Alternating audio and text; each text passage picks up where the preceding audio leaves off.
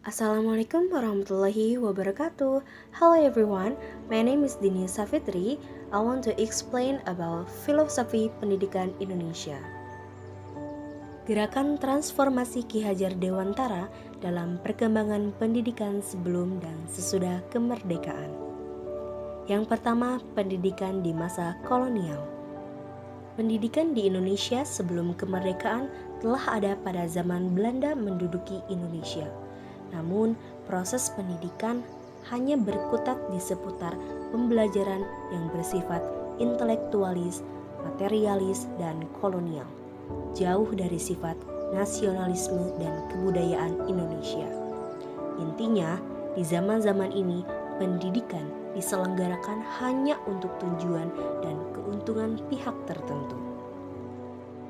Pada tahun 1854, beberapa bupati menginisiasi pendirian sekolah kabupaten yang hanya mendidik calon pegawai yang bertujuan untuk keperluan pemerintah. Pendidikan yang diberikan Belanda bertujuan menciptakan sumber daya manusia Indonesia untuk menjadi tenaga kerja Belanda dan diberi upah yang minim.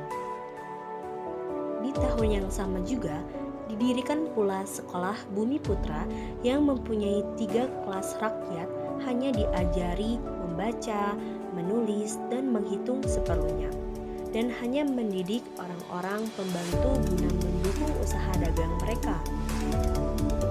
Namun, setelah sekian lama, pada tahun 1920-an, lahirlah cita-cita baru untuk perubahan radikal dalam pendidikan dan pengajaran yang pada saat itu jauh dari sifat kebudayaan bangsa Indonesia. Pada tahun 1922, lahirlah Taman Siswa di Yogyakarta. Namun sebelum itu, pada tanggal 20 Mei 1908, lahirlah Budi Utomo, yaitu sebuah organisasi yang dianggap sebagai langkah awal lahirnya semangat kebangsaan dan kebangkitan nasional. Organisasi ini adalah organisasi pelajar yang didirikan di Stovia atau Sekolah Dokter Jawa dengan gerakan awalnya hanya di Jawa dan Madura. Namun keanggotaannya semakin meluas ke daerah-daerah lain. Yang kedua yaitu Kartini School pada tahun 1912. Sekolah ini hanya dikhususkan untuk perempuan dan dididik berdasarkan keinginan Raden Ajeng Kartini. Nah, lahirlah cita-cita baru untuk perubahan pendidikan, yaitu didirikannya Taman Siswa.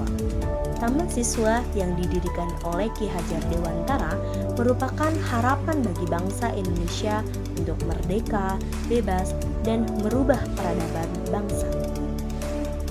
Sesuai dengan isi pidato Ki Hajar Dewantara pada penganugerahan honoris causa oleh Universitas Gadjah Mada pada 7 November 1956, bahwa pendidikan adalah tempat persemaian benih-benih kebudayaan yang dimana nilai-nilai diajarkan dan ditanamkan. Beliau juga membuat sebuah koneksi dua hal yang tidak terpisahkan antara pendidikan dan kebudayaan.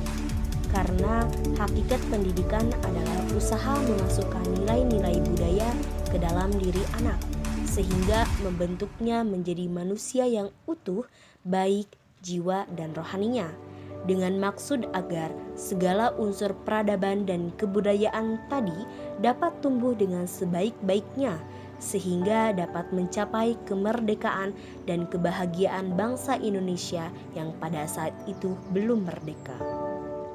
Selanjutnya yaitu implementasi filosofi pendidikan Ki Hajar Dewantara pada kurikulum merdeka.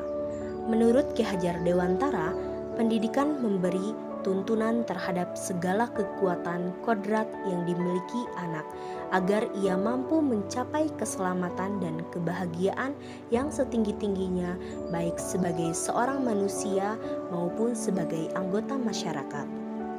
Dari sini dapat ditarik kesimpulan bahwa proses pembelajaran yang dilakukan oleh seorang pengajar harus berorientasi pada peserta didik. atau yang pada zaman sekarang disebut dengan student-centered learning. Konsep ini merupakan konsep yang dipakai dalam kurikulum Merdeka pada saat ini, di mana guru hanya dapat menuntun tumbuh kekuatan kodrat yang ada pada peserta didik agar dapat memperbaiki hidup dan tumbuhnya. Dengan kata lain, seorang anak diharapkan mampu berkembang dengan baik tanpa menghilangkan karakteristik anak.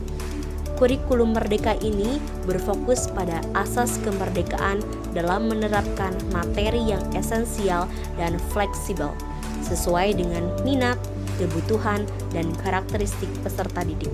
Itulah transformasi pembelajaran yang menempatkan siswa sebagai tujuan paling utama.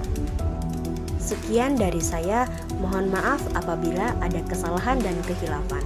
Terima kasih, thanks for watching. Wassalamualaikum warahmatullahi wabarakatuh.